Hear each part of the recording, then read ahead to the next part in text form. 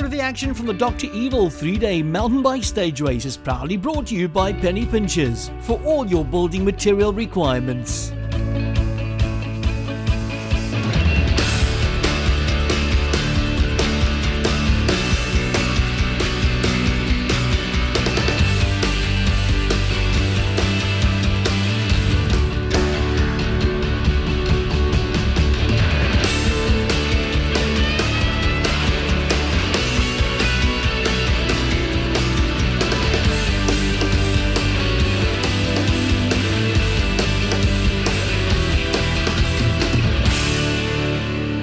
We welcome you to the Heart of the Garden route. We are in Witterdrift for the start of the Pennypinchers 3-day mountain bike stage race. This year is going to be quite an experience. A lot of competitors coming out for this one, and the field keeps on growing. Of course, the race gets going on the Thursday morning at Witterdrift High School. Last year this was a hot and dry event, but this year around, just on 300 millimeters of rain had fallen the night before the event. It was going to be a wet and a very muddy affair, but the riders were keen. Yeah, we back from Johannesburg and Pretoria. Not used to this weather conditions all the time, but this is fun. This is what mountain biking is about, so we'll just get muddy and keep on smiling. It's the third time I'm doing it. I see they've changed the route slightly, so day 2 is going to be a bit different, I think, than previous years. But the trails, in the past there hasn't been a lot of single track, but day 2 is going to have a lot of single track. But today is going to be slippery because the climb out, I think, is about 15 kilometers, about 500 meters of elevation. So it's going to be wet and slippery and slipping, sliding up there. So going to need 4x4 traction, I think. For the last few years, this event had started and ended at Witterdrift High School. And by the sounds of it, it's a fairly big event on the school's annual calendar. We provide accommodation for a lot of the riders. We do breakfast for the riders. We have suppers for some of them, for the riders staying in the hostel. We've got a couple of campers here, the real dapper ones. And we do the bike wash. We have physio services on the premises. So I think for riders coming here, it's a nice village atmosphere that we have here, and they get a lot here and they seem to enjoy it. Speaking to the riders in the start of day 1, it was a lot of them fairly concerned about the wet conditions that lay ahead. A lot of rain had fallen the night before as day 1 gets going on the Pennypinchers Dr. Evil 3-day mountain bike stage race. Day 1 sees us covering just on 68.3 kilometers with a total climb of 1,201 meters. So that's what lays in store for the riders as the field leaves Witterdrift. The riders take a quick left turn out of Witterdrift and then they head out onto what is known as Stoffpad. It's a tar road at first, then it turns into a dirt road further on. From there they turn left as they make their way up the Packwoods climb. The first 15 kilometers of this ride, the riders still all together, but it does change as they make their way up Packwoods, and already the terrain looking pretty washed away from the rain the night before. This is the Packwoods climb, 10 kilometers into the race it comes at an elevation of about 350 meters above sea level. The group's still all together here, trying to make their way up this climb. Not that easy. Bunch staying together and staying out of the ruts. A few of the motorbikes got stuck up there as well. From there on, the ride evens out quite nicely as they head into the dairy lands of the Witterdrift area. And from here on, the route makes its way into the high-lying areas around Witterdrift. For the last few years, Pennypinchers has been involved as a sponsor for the Dr. Evil 3-day mountain bike stage race. We caught up with Wade Fora, brand manager from Pennypinchers, to find out more. Mountain biking, I think there's a lot of awareness that comes with it. It's being marketed right through the year. So when entries open at the beginning of the year, so it's about 6-7 months before the event, the brand will keep on flying in your emails, radio, TV, whatever it is. So the brand definitely stays out there, and the guys remember the brand because we have stores in this area as well. Mountain biking surely has grown, and Pennypinchers stamping their authority on 2 of the major events in this area. Of course, the Dr. Evil 3-day mountain bike stage race, sponsored by Pennypinchers, as well as the Lions Karoo to Coast event that takes place the Sunday just after this event ends on the Saturday. On stage 1 of this 3-day event, not much single track taking place, but riders having the time of their lives out on the roads, going through Harkerville Hut and surrounding area of the Knysna Forest. A lot of the area the riders are riding in on day 1 and actually throughout the entire 3-day stage race is managed by South African Nature Conservation. So it's an area that riders don't normally have access to. Going through Deep Valley now, 30 kilometers into the ride, about 350 meters above sea level. The riders keep on climbing. Due to the heavy rains that had fallen the night before, part of the route had been changed as it had been washed away. We spoke to course designer Dr. Evil himself as he explains the strategy that was taken last minute. Yeah, look, generally on all routes there's always a plan B, there's always a backup plan for any route that we do. But I don't like surprises on the morning, so I try and preempt things, and if I see there's a lot of rain coming ahead, I'll go and reroute the route the day before. So if we have to reroute, the reroute is done. I have to change one marker and the route is done. But generally I speak to the foresters. They've got more info, they feed me info. Anything more than like 15 millimeters of rain can become an issue, and they'll warn me that the roads are unrideable and unsafe, and then we'll revert to plan B from there. Kevin Evans recently announced his retirement from professional mountain bike racing, but he's still actively involved in the sport. We caught up with him at Waterpoint 1. Just coming out to see the guys and see what happens in the back, you know. It's all fun and games here. This is where the real warriors hang out.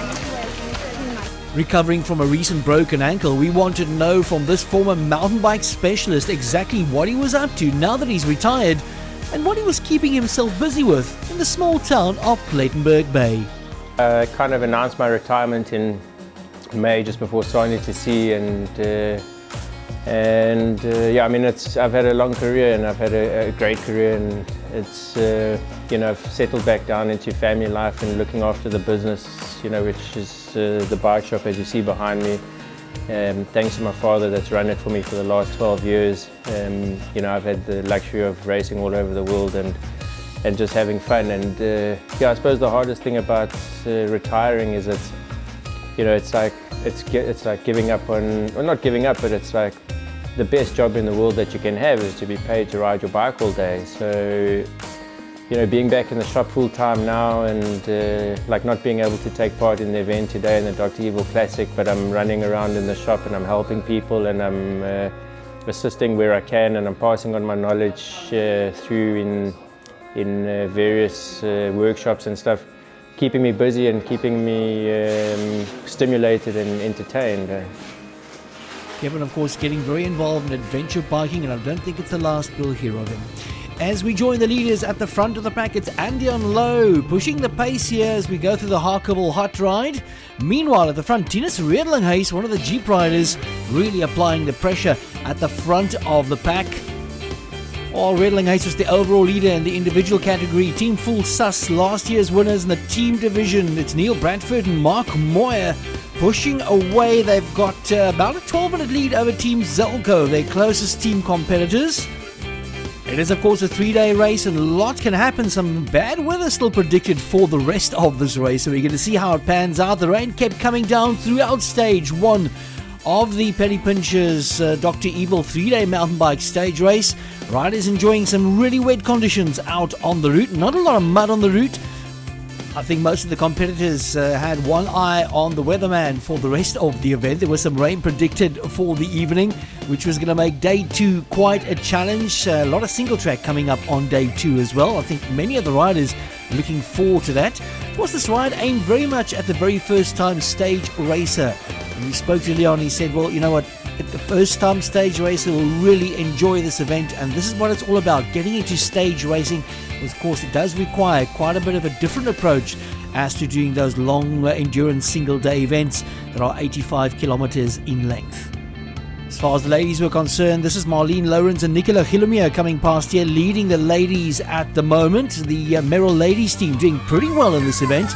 As the finishers started making their way to the finish line, we wanted to know from them what the day was like, considering it was so wet. Mud, water, uphill. That's it. Lekker. I love mud and pain and agony. No, I'm happy it's over. Looking forward to day 2. Well, let's have a look at those overall results then for day 1. Tinus Relinga's Team Jeep leading Darren Smith by just on 2 minutes in the solo category. In the teams category, Marlene Lawrence and Nicola Gillemere took the honours for the ladies. But in the men's, it was Neil Bradford and Mark Lowe defending the title they won last year. Wetter this year, but still an amazing course. And you know, if wet can be nice, it wasn't bad wet. It wasn't that extreme sloshy mud. It was very wet, but lots of climbing, nice technical riding, especially being in the wet. But very nice day in all.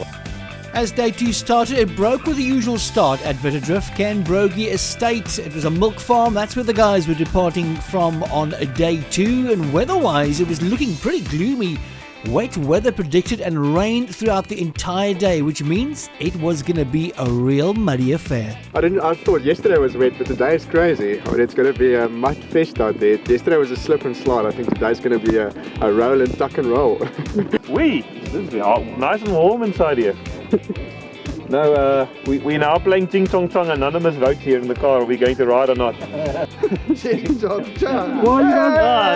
What's the story behind it? We're just deciding which one of the two of us is going to ride today. We're not going to ride today. Well, I think I won, so I think we're not going to ride today. No, that's it. Let's go home. Well, at least they can joke about it. The rain started coming down just before the start, and the riders took a little bit of a shelter in the shed.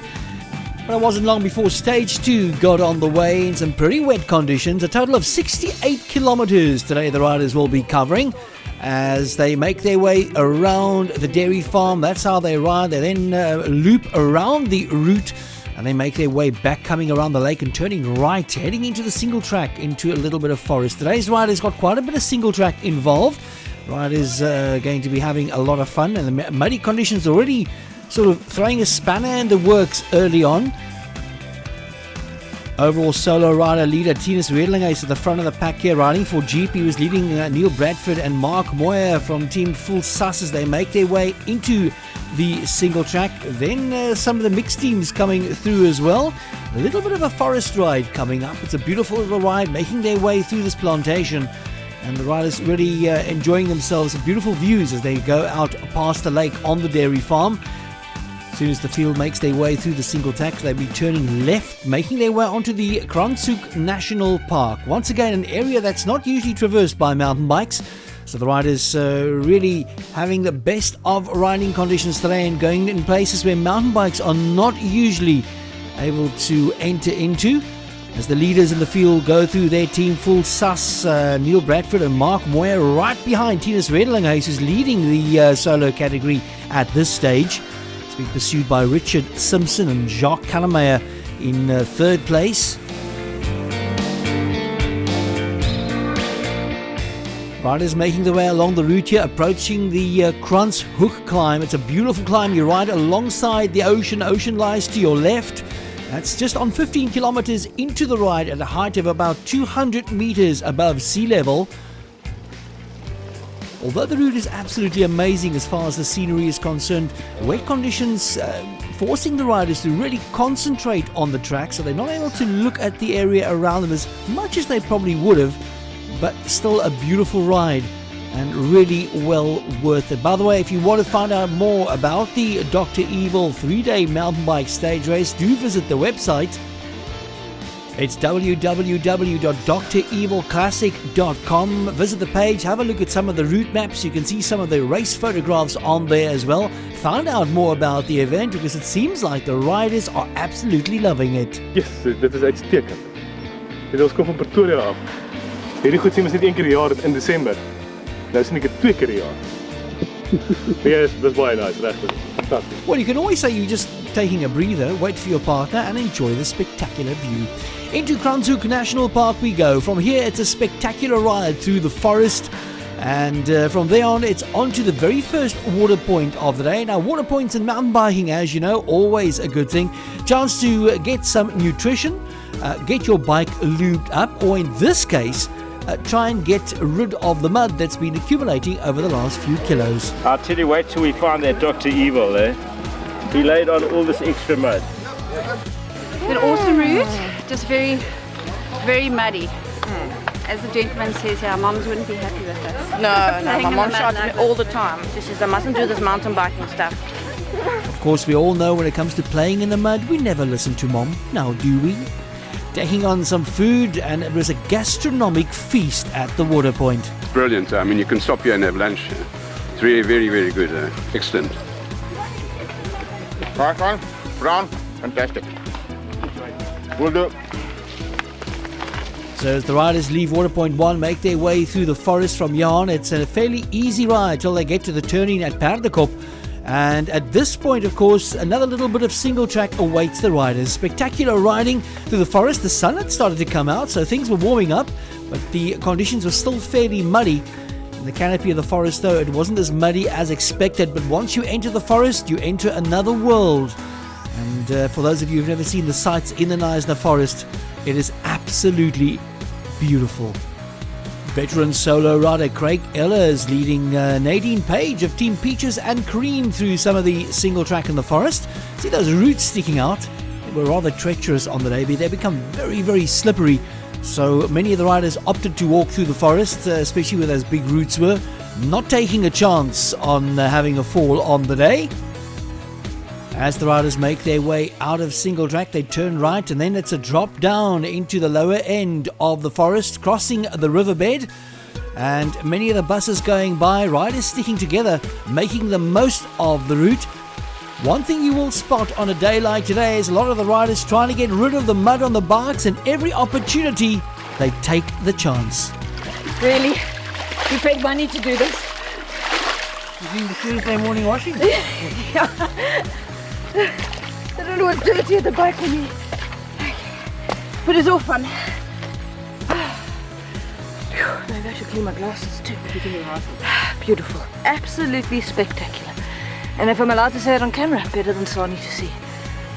And of course, washing off the mud doesn't help much, because as soon as you wash it off, you end up going through, yes, you've guessed it, another 20 mud holes. But it's all worthwhile.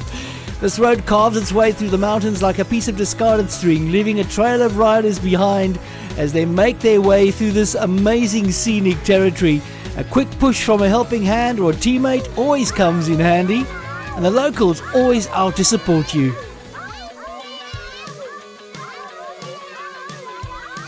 And there was a reason they recommended portage down this side. It was a slippery slope.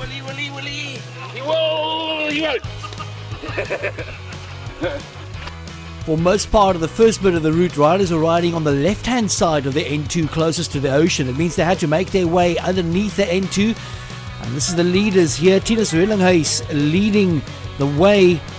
The riders having to go through the river and then cross underneath the N2. Quick chance to wash the bike off and get rid of some of that mud. Of course, you don't want to be carrying any extra weight on the bicycle.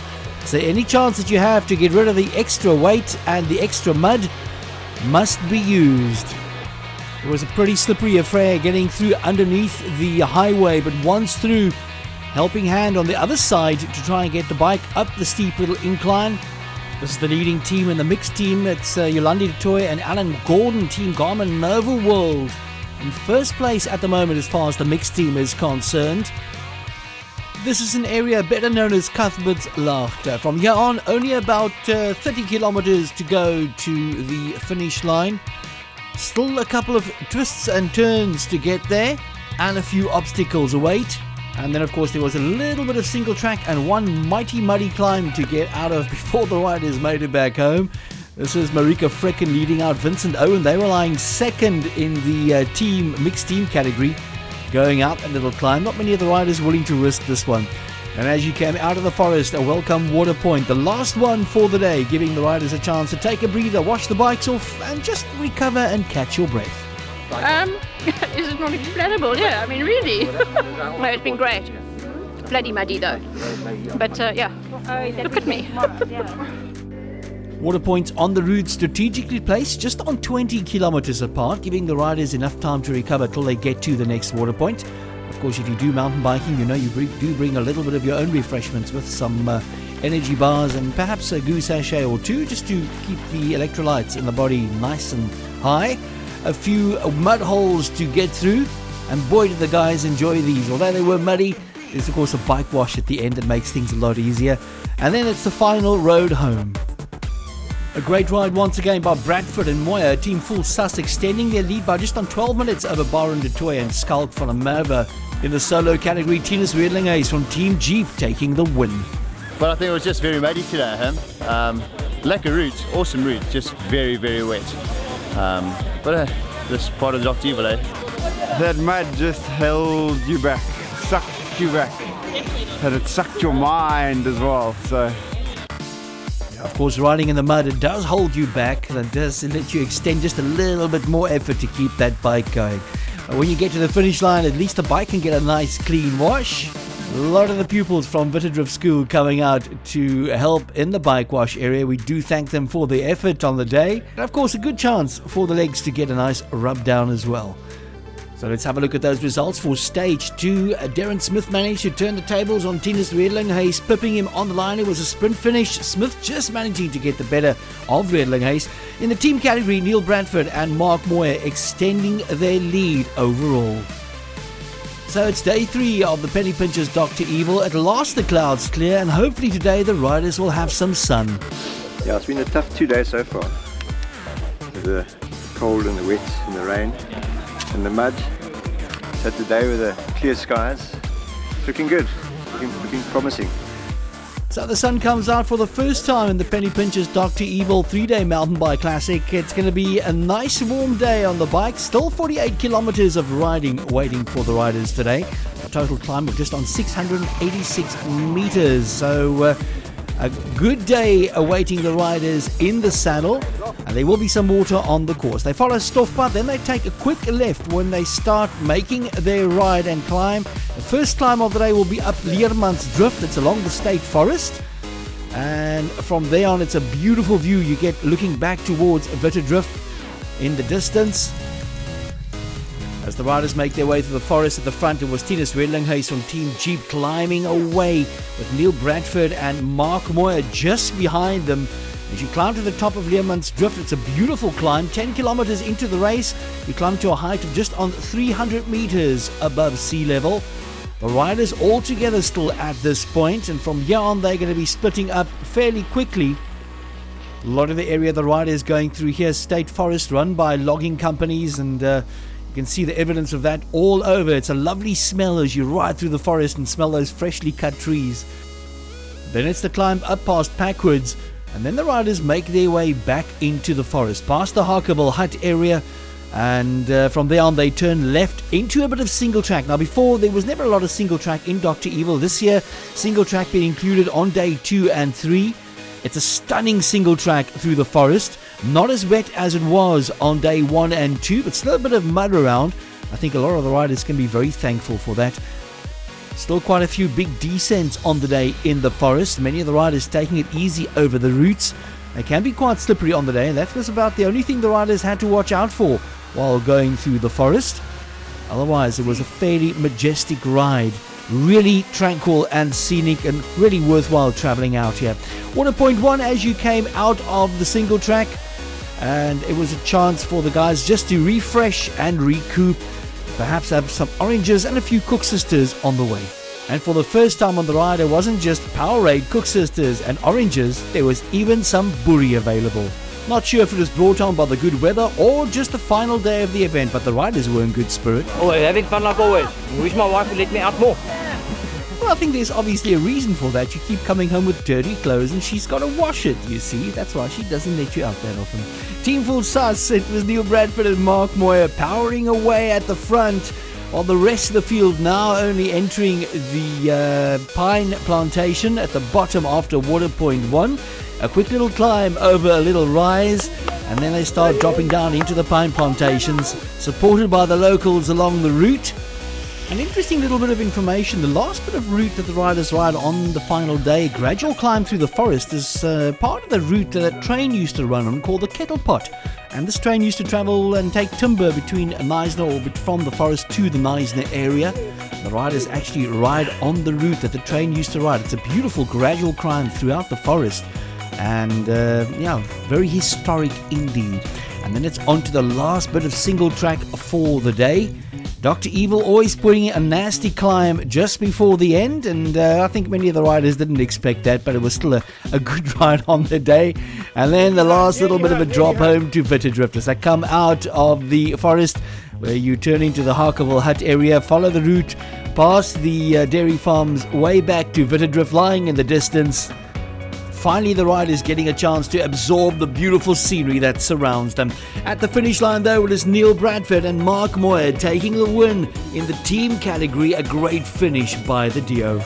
Mentally, the last day is always easier, and with it being shorter and the conditions were just so much easier. Still a little bit wet out there, but compared to day one and day two, really it was a doddle. Dry, most of the road was dry, and it was fantastic. Well, after this Pennypinchers, I would say muddy and wet, but I don't think you always get this weather, and this area is quite special, so that is why I came in the first place. It's a privilege to ride in Plett, Knysna. Yet another medal that can go on the mantelpiece to show you finished the Pennypinchers Dr. Evil Classic. Well done to Bradford and Moya team full sus. 30 minutes on Baron de Toy and Skalk Vollemerwe, while Marlene Lawrence and Nicola Gillemere took it for the ladies. In the solo category, it was Tinus Redeling-Hayes taking the honours for the men, while Judy Skippers dominated in the ladies. That concludes the coverage for this year's Pennypinchers Dr. Evil Classic as we bid you farewell from the heart of the Garden Route.